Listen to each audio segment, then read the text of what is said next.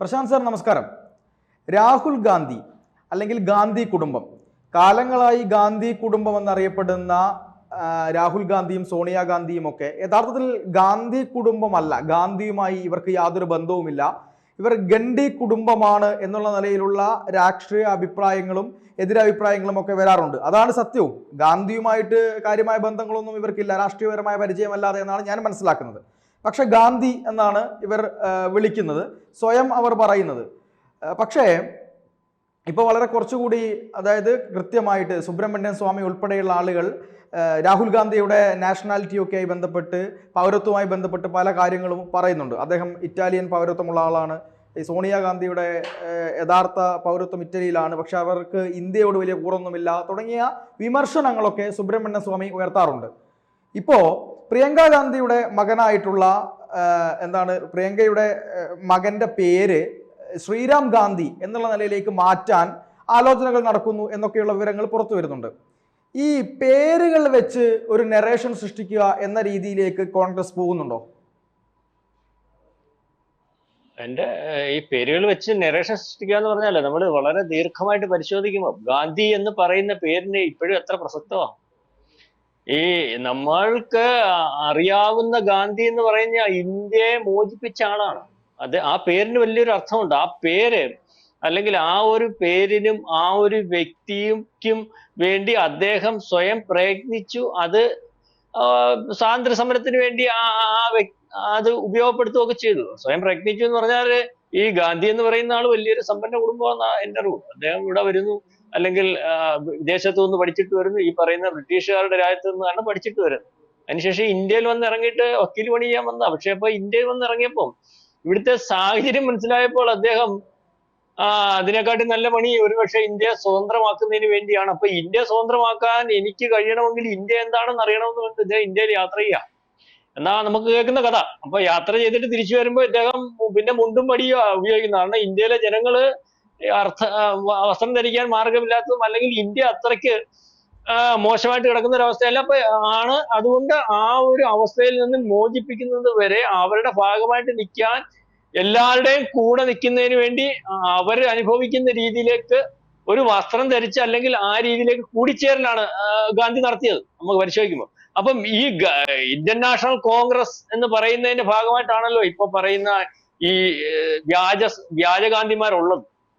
വ്യാജഗാന്ധിമാരെന്ന് പറയുമ്പോൾ നമ്മള് ഈ സ്വാതന്ത്ര്യത്തിന് വേണ്ടി ശ്രമിച്ചിട്ടുള്ള ഒരു പ്ലാറ്റ്ഫോം ആയിരുന്നു ഇന്ത്യൻ നാഷണൽ കോൺഗ്രസ്. അപ്പൊ ആ പ്ലാറ്റ്ഫോമിനകത്ത് നിന്ന് അത് പിരിച്ചുവിടണമെന്ന് ഗാന്ധി പറഞ്ഞപ്പോ ഗാന്ധി പറഞ്ഞതിന്റെ 3-ാമത്തെ ദിവസം ഗാന്ധി മരിച്ചത്. എങ്ങനെ മരിച്ചു എന്ന് എനിക്കറിയത്തില്ല. ഈ പറഞ്ഞതിന്റെ 3-ാമത്തെ ദിവസമായി ഗാന്ധി മരിക്കുന്നു.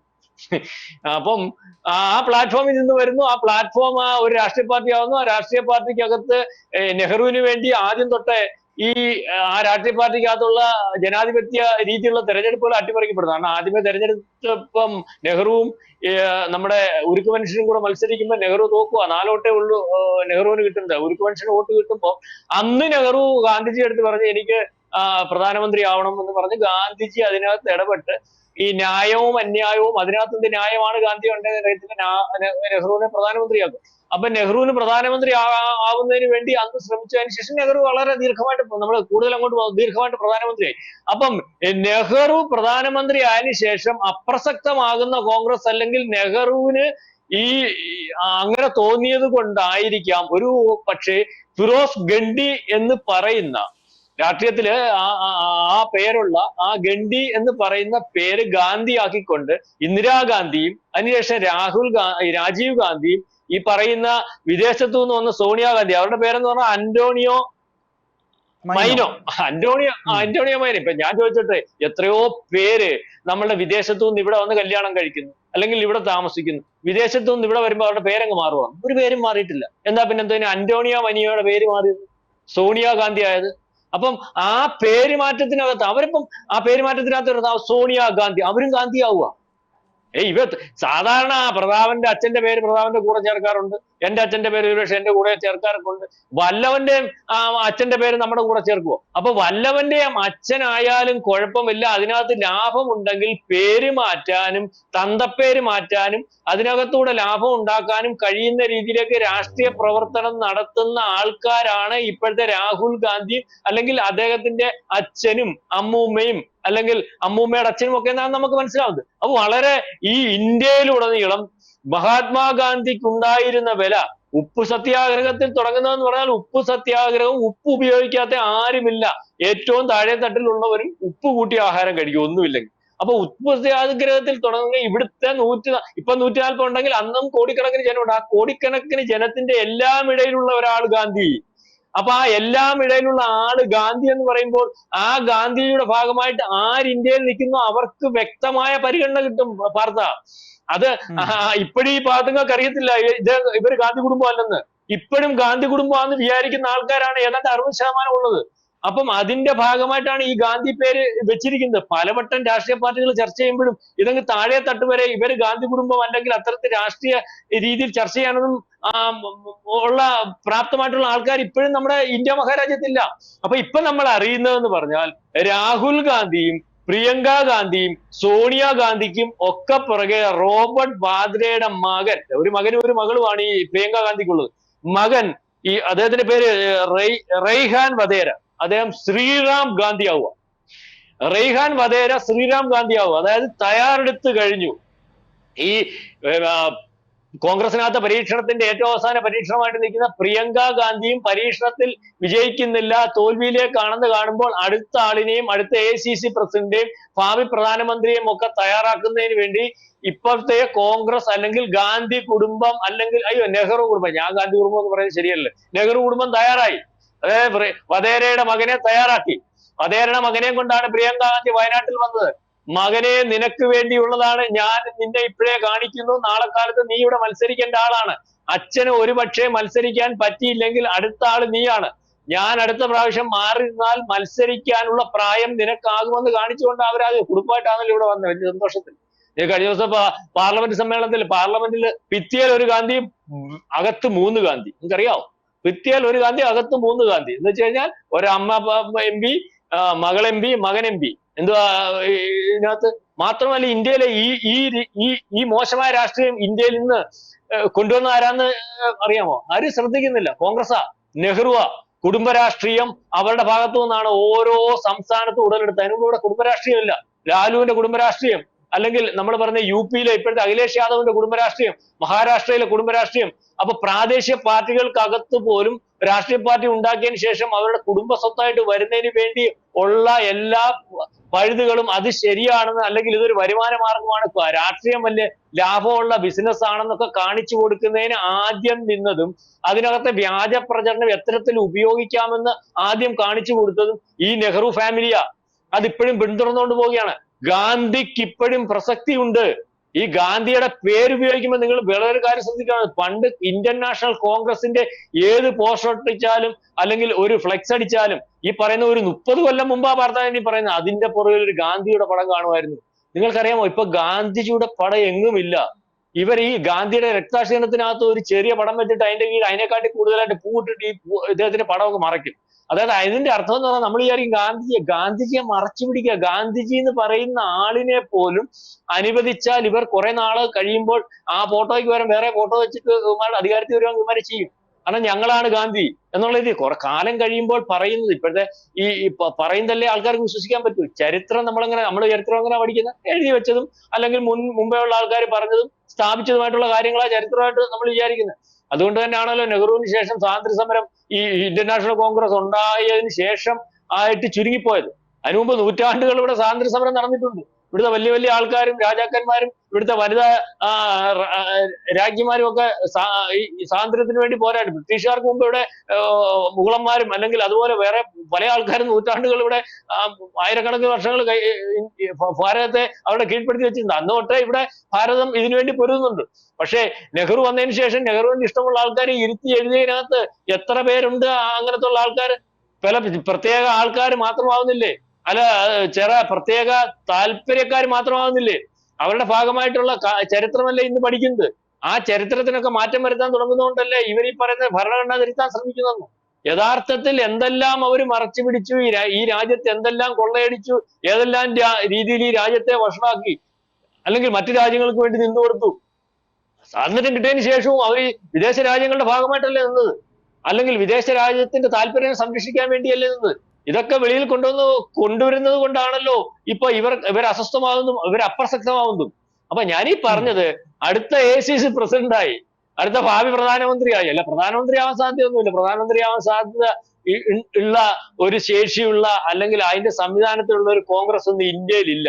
മാത്രമല്ല ഇന്ത്യ മഹാരാജ്യത്ത് കോൺഗ്രസ് ചെയ്തു കൂട്ടിയതൊക്കെ നല്ലതിന് വേണ്ടി ആയിരുന്നു ധരിച്ചിരുന്ന ജനതയ്ക്ക് ഇവരൊരു കൊള്ളക്കാരായിരുന്നതും ഇവർ കപട വേഷധാരികർ ആയിരുന്നതെന്നും ഉള്ള കാര്യം വളരെ കൃത്യമായിട്ട് ഇവരുടെ അപക്വമായിട്ടുള്ള രാഷ്ട്രീയം കൊണ്ട് തന്നെ അവർ മനസ്സിലാക്കി കൊടുത്തു. ഈ ആരണ്ടൊക്കെ പറഞ്ഞു കൊടുക്കുന്ന ഒരു പൊളിറ്റിക്സ് ഉണ്ട്, ഈ പ്രതിപക്ഷം കളിക്കേണ്ട പൊളിറ്റിക്സ്. ഭരണഘടന ഇല്ലായ്മ ചെയ്യുന്നു, അല്ലെങ്കിൽ ഭരണഘടന ഇല്ലായ്മ ചെയ്യുന്നു എന്ന് പറഞ്ഞുകൊണ്ട് ഈ രാഹുൽ ഗാന്ധിയെ കൊണ്ട് പറയിച്ച് ഈ പാവം പിടിച്ചോ പറയേണ്ടത് ഇവിടെ പറഞ്ഞു, അമേരിക്കയെ പറഞ്ഞു, എല്ലായിടവും പറഞ്ഞു, പാർലമെന്റിനകത്ത് എന്ന് പറഞ്ഞു ഭരണഘടന ചർച്ച ചെയ്യണമെന്ന്. ഭരണഘടന ചർച്ച ചെയ്ത് കിട്ടിയ ഗുണം എന്തുവാ? ഭരണഘടന ഇല്ലായ്മ ചെയ്തത് ആരാണെന്നുള്ള കാര്യം അവർ വളരെ കൃത്യമായിട്ട് ഡീറ്റെയിലിംഗ് ആയിട്ട് അങ്ങ് പറഞ്ഞു കൊടുക്കും. അപ്പൊ അതിനുശേഷം അവർ പഠിക്കുന്നില്ല. ഇപ്പൊ കഴിഞ്ഞ ദിവസം ഞാൻ പത്രത്തിനകത്തൂടെ കണ്ടത് 1 കൊല്ലം നീണ്ടുനിൽക്കുന്ന ഭരണഘടനാ സംരക്ഷണ റാലി നടത്താൻ പോവാ കോൺഗ്രസിനെ ഉദ്ധരിക്കാൻ. അതോടുകൂടി മറ്റവരതിന് മറുപടി പറയും ഈ ഭരണഘടന എന്ത് ചെയ്തു, രാജ്യത്തെ എന്ത് ചെയ്തു കോൺഗ്രസ് എന്നുള്ള കാര്യത്തെ പറ്റി തീരുമാനമാവും, ജനത്തിന് അത് ബോധ്യമാവും, താഴെത്തട്ട് വരെ അവർ പ്രചരിപ്പിക്കാനുള്ള സംവിധാനം ഇപ്പൊ ഏറ്റവും കൂടുതലുള്ള BJP-ക്കാണല്ലോ. അതോടുകൂടി കോൺഗ്രസ് തീരും. ഒരുപക്ഷെ ഒരു പ്രാവശ്യം ഒരു RSSന്റെ നേതാവിന്റെ അടുത്ത് ചോദിച്ചു, ഈ 2014 ശേഷം 19 തെരഞ്ഞെടുപ്പിൽ UP കാര്യം ചോദിച്ചപ്പോഴാണ് അടുത്ത് ഈ എല്ലാരെയും പർച്ചേസ് ചെയ്യുവാണല്ലോ, അപ്പൊ UP അന്ന് ഈ SP-യും മറ്റേ മായാവതിയും കൂടെ ഒന്നിച്ചു നിൽക്കും, അപ്പൊ അവിടെ നിങ്ങൾ ഈ പർച്ചേസിംഗ് ഒന്നും നടന്നില്ല, അവിടെ എന്തോ നടക്കും? പുള്ളിയതരം പറഞ്ഞ അവിടെ കുഴപ്പമൊന്നുമില്ല, അവിടെ ഈ അവര് തമ്മിൽ യോജിക്കത്തുള്ള യാദവരും അന്ന് പറയ സമുദായം അല്ലെങ്കിൽ അവിടുത്തെ ഈ നമ്മുടെ ഇവരുടെ കൂടെ നിൽക്കുന്ന സമുദായത്തിന്റെ പേരാണ്, അപ്പൊ അവരോട് ഒന്നിക്കത്തില്ലെന്ന് പറഞ്ഞ് പുള്ളി പറഞ്ഞ 63 സീറ്റ് കിട്ടുമെന്ന് എന്റെ വീട്ടിൽ ഇരുന്ന് പറഞ്ഞ. അപ്പം അത് ഇലക്ഷൻ ഞാൻ വിചാരിച്ചു ഞാൻ പുള്ളിയെ കളിയാക്കുന്ന രീതിയിലൊരു ചിരിയൊക്കെ ചിരിച്ചു വിട്ടു, പക്ഷെ ഇലക്ഷൻ കിട്ടി. അന്ന് അദ്ദേഹത്തിന്റെ അടുത്ത് ഞാൻ ചോദിച്ചു, ഈ എല്ലാരെയും പർച്ചേസ് ചെയ്യുകയാണല്ലോ ഈ അമിത്ഷാ, അദ്ദേഹം ഒരു വലിയ ആളാണല്ലോ, എന്തോ അതിന്റെ കാരണം എന്നൊക്കെ ചോദിച്ചോ പുള്ളി എന്റെ അടുത്ത് പറഞ്ഞിട്ട് ഇനി ആരെയൊക്കെയാ പർച്ചേസ് ചെയ്യുന്നത്? അന്നേരം എന്റെ അടുത്ത് പറഞ്ഞത് പുള്ളി ചിരിച്ചോണ്ടാ പറഞ്ഞു, പക്ഷെ അതിനകത്ത് ഗൗരവം എനിക്ക് മനസ്സിലായി. എടാ എനിക്ക് തോന്നുന്നത്, എന്നെ എടാന്ന് വിളിക്കാൻ സ്വാതന്ത്ര്യമുള്ള ഒരു മനുഷ്യൻ, എടാ എനിക്ക് തോന്നുന്നത് ഈ രാഹുൽ ഗാന്ധിയെ പർച്ചേസ് ചെയ്തിട്ടുള്ള സംശയമുണ്ട്. സത്യം അതാണല്ലോ നമുക്ക് ഈ പുള്ളിയുടെ ഇപ്പോഴത്തെ ഈ പ്രതിപക്ഷത്തെ രാഷ്ട്രീയത്തിൽ നിന്ന് മനസ്സിലാവുന്നത്. എന്റെ അടുത്ത് പറഞ്ഞ ഈ അമിത്ഷാ അയാൾ അത്ര ഭീകരനാണ്. ഭീകരൻ എന്ന് പറഞ്ഞാൽ വേറെ രീതിയിലുള്ള ഭീകരനല്ല, രാഷ്ട്രീയത്തിൽ അത്ര ഒരു വലിയ സോഷ്യൽ എഞ്ചിനീയറിംഗിന്റെ അല്ലെങ്കിൽ രാഷ്ട്രീയത്തിന് വേണ്ടി ഏതറ്റം വരെയും പോകുന്ന ആളാണ്. ഒരുപക്ഷെ സംവിധാനം ഉപയോഗിച്ച് നമ്മൾ ഈ പറയുന്ന കണക്കല്ല, പ്രത്യക്ഷത്തിൽ രാഹുൽ പ്രതിപക്ഷം നയിക്കുന്നെങ്കിലും BJP ഭാഗമായിട്ടാണല്ലോ. രാഹുൽ BJP വരാമെന്ന് പറഞ്ഞാൽ പോലും അവർ സമ്മതിക്കത്തില്ല, ബാക്കി ആർക്ക് കൊടുത്താലും രാഹുൽ ഗാന്ധിക്ക് മെമ്പർഷിപ്പ് കൊടുക്കത്തില്ല. കാരണം രാഹുൽ പ്രതിപക്ഷം നയിക്കുന്നതാണ് BJP എപ്പോഴും നല്ലത്. അപ്പൊ അന്ന് എന്റെ അടുത്ത് പറഞ്ഞ ഈ രാഹുലിനെ പോലും പർച്ചേസ് ചെയ്തിട്ടുണ്ടാവും, അതിന് അസാധാരണം. നമ്മൾ ഈ പൊളിറ്റിക്സ് പഠിക്കുമ്പോഴും രാഹുലിന്റെ മുദ്രാവാക്യങ്ങൾ പഠിക്കുമ്പോഴും അതാണ് മനസ്സിലാവുന്നതെന്ന് പറയുന്നത്. ഏതായാലും നമ്മൾ ഈ പറയാൻ കാര്യം എന്ന് പറഞ്ഞാൽ വീണ്ടും ഗാന്ധിജിയെ ഏറ്റെടുക്കുന്നു, അല്ലെങ്കിൽ മേടിക്കുന്നു, ഉപയോഗിക്കുന്നു. അതിനുവേണ്ടി അടുത്ത ആൾ ഇറങ്ങി പ്രിയങ്ക ഗാന്ധിയുടെ മകൻ. ഇപ്പം 1 ഗാന്ധി ഭിത്തിയിലും 3 ഗാന്ധി അകത്തുമുണ്ട്. കാരണം ഇനിയിപ്പോ 4മതൊരു ഗാന്ധിയെ കൂടെ സൃഷ്ടിച്ചു കൊണ്ടുവരുന്നതിനുള്ള ശ്രമമാണ്, അതിന്റെ വേണ്ടിയുള്ള മുന്നൊരുക്കമാണ്. പേര് മാറ്റി പേരിനകത്ത് ഗാന്ധി ഉണ്ടാക്കി, ആ പേരിനകത്ത് ഒരു അർത്ഥമുണ്ട്, ശ്രീറാം കേട്ടോണം, ശ്രീറാം. അതാണ് ഞാൻ സാറിനോട് പറയാൻ വന്നത്. കാരണം ഏറെ രസകരമായി തോന്നിയതും വൈരുദ്ധ്യമായി തോന്നിയതും ശ്രീരാമന്റെ പേര് തന്നെ ചേർത്തിടുന്നു എന്നുള്ളതാണ് എനിക്കും തോന്നിയത്. അതെ, ശ്രീരാമന്റെ അമ്പലത്തിൽ പോകാനും കുംഭമേളയ്ക്ക് പോകാനും തയ്യാറില്ല, പക്ഷെ അദ്ദേഹത്തിന് പേരേറ്റെടുത്തിട്ടുണ്ട്. കൊച്ചുമോനെ വെച്ചിട്ട് ശ്രീറാം ഗാന്ധി നാളെക്കാലത്തെ ഭാവി പ്രധാനമന്ത്രിയായിട്ട് അവതരിക്കുന്നതായിട്ടാണ് നമുക്ക് മനസ്സിലാവുന്നത്. ഏതായാലും നന്നായി വരട്ടെ എന്ന് ആശംസിച്ചുകൊണ്ട് നമുക്ക് നിർത്താം. എന്തായാലും സാറ് പറഞ്ഞതുപോലെ അടുത്ത ഒരു ഗാന്ധി കുടുംബത്തിൽ നിന്ന് ഒരു നേതാവ്, പുതിയൊരു ഗാന്ധി എന്ന് പേരുള്ള നേതാവ് ഉയർന്നു വരട്ടെ എന്ന് നമുക്കും ആശംസിക്കാം. അത്തരത്തിൽ ആശ്വസിക്കാം, ഗാന്ധി കുടുംബത്തിൽ നിന്ന് പേര് ഉയർന്നു വരട്ടെ എന്നുള്ള രീതിയിൽ നമുക്ക് ആശ്വസിക്കാം. പക്ഷെ അവിടുത്തെ ജനം അതിനുവേണ്ടി തയ്യാറാകുമോ എന്നുള്ളതിനെ കാര്യത്തിൽ എനിക്കിപ്പോ തർക്കമുണ്ട്. കാരണം ഈ പണ്ട് ഈ നമ്മുടെ ബീഹാർ മുഖ്യമന്ത്രി ലാലു പ്രസാദ് യാദവ്, ഇപ്പൊ ഇരിക്കുന്ന മുഖ്യമന്ത്രി വരുന്നതിന് ശേഷം അവിടെ ഒരു വികസനം ഉണ്ടായിരുന്നില്ല. ലാലു പ്രസാദ് യാദവ് എന്റെ അടുത്ത് ഒരാൾ ചോദിച്ചോ പറഞ്ഞ്, ഇവിടെ റോഡില്ലല്ലോ, പള്ളിക്കൂടം ഇല്ലല്ലോ. അന്നേരം അദ്ദേഹം എടുത്ത വായിലാ സ്വസിദ്ധമായിട്ട് പറഞ്ഞതാണ്, റോഡും പള്ളിക്കൂടവും വന്ന ആൾക്കാർക്ക് വിവരം വെക്കും, വിവരം വെച്ചാൽ ഞാൻ ഇനി മുഖ്യമന്ത്രി ആകുന്ന ഒരവസ്ഥ ഉണ്ടാവത്തില്ല. അപ്പം അതുവരെ അത് എന്ന് പറഞ്ഞതുപോലെ ഇന്ത്യ മഹാരാജ്യത്ത് ഈ രാഹുൽ ഗാന്ധി എന്ന് പറയുന്ന ആള് രാഷ്ട്രീയത്തിൽ ഇറങ്ങുന്ന സമയത്ത് ഒരു ഭയങ്കര രസമായിട്ടൊരു സംഭവം ഉണ്ട്. രാഹുൽ ഗാന്ധി രാഷ്ട്രീയത്തിൽ ഇറങ്ങുന്ന സമയത്ത് ഇദ്ദേഹം ഇന്ത്യ കാണാൻ ഇറങ്ങിയത് പാവം പിടിച്ചവന്റെ കുത്തകയായിട്ടുള്ള മണ്ഡലം, അച്ഛത്തിന്റെ മണ്ഡലത്തിൽ ചെന്ന് നോക്കിയിട്ട്, അന്ന് മനോരമയാണല്ലോ ഇവരുടെ ഈ ഇവരെ പ്രശസ്തമാക്കുന്നത്. ഒരു കുടിലിനകത്ത് എന്ന് പറഞ്ഞു, ഇത് ഇവിടാണോ താമസിക്കുന്നത്, ഇവിടെ കറണ്ട് ഇല്ലയോ എന്നൊക്കെ ചോദിച്ചിട്ടുണ്ട്. മനോരമ രാഹുൽ ഗാന്ധി കണ്ടെത്തി ഇന്ത്യയിലെ കുടിലുകൾ, ചേരികളിൽ രാഹുൽ ഗാന്ധി എന്നൊക്കെ പറഞ്ഞുകൊണ്ട് ഒരു ഫോട്ടോയോ, കുടിലിന്റെ കുനിഞ്ഞു കയറുന്ന ഒരു ഫോട്ടോയും. കറണ്ട് ഇല്ല. എന്റെ പൊന്നെ, ആ കറണ്ട് ഇല്ലെന്ന് പറഞ്ഞാൽ ഈ ചേരികളിൽ, കറണ്ട് ഇല്ലാത്ത ചേരികളും കൊണ്ട് ഇന്ത്യ മഹാരാജ്യം ഭരിക്കുന്ന ഇവരുടെ അച്ഛനാ, അല്ലെങ്കിൽ ഇവരുടെ അപ്പൂപ്പനായിരുന്നു, അവരുടെ അല്ല ഈ അമ്മൂമ്മയായിരുന്നു, അല്ലെങ്കിൽ അമ്മൂമ്മയുടെ അച്ഛനായിരുന്നു. ഇത് ഈ ഇന്ത്യയെ, അല്ലെങ്കിൽ ഇന്ത്യയെ യാതൊരു കാരണവശാലും ഇന്ത്യ എന്താണെന്നോ, ഇന്ത്യയുടെ ഹൃദയം എന്താണെന്നോ, അവിടുത്തെ ജനങ്ങളുടെ അവസ്ഥ എന്താണെന്നോ മനസ്സിലാവുന്ന ഒരു നേതാവല്ല അദ്ദേഹം. ഇപ്പോഴും അദ്ദേഹത്തിന് അറിയത്തില്ല. ജോഡോ യാത്രയുമായിട്ട് നടന്നപ്പോ പുള്ളി പലയിടത്ത് ഓടിച്ചെല്ലുക, ഇവിടെ ഇത് ഇന്ത്യയുടെ ഭാഗമായിരുന്നു, ഇത് ഇന്ത്യയുടെ ഭാഗമായിരുന്നു, ഇന്ത്യയിൽ ഇത്രയും ചേരികൾ ഉണ്ടായിരുന്നു, ഇവരൊക്കെ എങ്ങനെയാണോ താമസിക്കുന്നത്, ഇവരുടെ പട്ടിണി നമുക്ക് മാറ്റണ്ടേ. ഇവര് പുള്ളി വിചാരിക്കുന്ന, പുള്ളി ഇപ്പം ഇന്നലെ ഒരു രാഷ്ട്രീയം കൊണ്ട് ഇറങ്ങിയതും, അല്ലെങ്കിൽ ഈ ആദ്യമേ അധികാരത്തിൽ വന്നത് BJP നരേന്ദ്രമോദിയും ഒക്കെ ആണെന്നുള്ള രീതിയിലാണ് പുള്ളിയുടെ സംസാരം. അദ്ദേഹത്തിന്റെ 60 കൊല്ലം കൊണ്ട് അവരാ ഭരിക്കുന്നുള്ള കാര്യം പുള്ളിക്ക് അറിയത്തില്ല. അപ്പം അതൊക്കെ മനസ്സിലായി. അപ്പൊ ആ രീതിയിൽ കബളിപ്പിക്കാനൊന്നും ഇനിയൊക്കത്തില്ല. ഞാൻ വരുമെന്ന് പ്രതീക്ഷിക്കാമെന്ന് വാർത്ത പറഞ്ഞുകൊണ്ടല്ല, അങ്ങനെ പ്രതീക്ഷ വേണ്ട. ജനങ്ങൾ ബോധവാന്മാരായി, മാത്രമല്ല ജനങ്ങളെ ബോധവാന്മാരാക്കുന്നതിന് വേണ്ടിയുള്ള ശ്രമം കൂടെ BJP നടത്തുന്നു. അപ്പൊ ആ ബോധം വന്നു കഴിഞ്ഞാൽ ഇനിയും കോൺഗ്രസ് അധികാരത്തിൽ വരികയും അല്ലെങ്കിൽ പ്രധാനമന്ത്രി ആവുകയും ചെയ്യുന്നുള്ള, അല്ലെങ്കിൽ കോൺഗ്രസിന്റെ ഭാഗമായിട്ട് ഇന്ത്യ വരുമെന്നൊന്നും എനിക്ക് വിചാരിക്കാൻ പറ്റത്തില്ല. പിന്നെ എനിക്കറിയത്തില്ല. അത് സംഭവിക്കുന്നെങ്കിൽ പാർത്തൻ പറഞ്ഞതുപോലെ പാർട്ടിയുടെ ആഗ്രഹം പോലെ സംഭവിക്കട്ടെ. ശരി, എന്തായാലും അങ്ങനെ സംഭവിക്കുമെന്ന് നമുക്ക് കാത്തിരുന്ന് കാണാം. ഈ ചർച്ചയുമായി സഹകരിച്ചതിന് ഒരുപാട് നന്ദി. ശരി. കൂടുതൽ വാർത്തകളും വിശേഷങ്ങളും നിങ്ങളിലേക്ക് എത്താൻ ABC മലയാളം സബ്സ്ക്രൈബ് ചെയ്യുക, ബെൽ ബട്ടണും അമർത്തുക.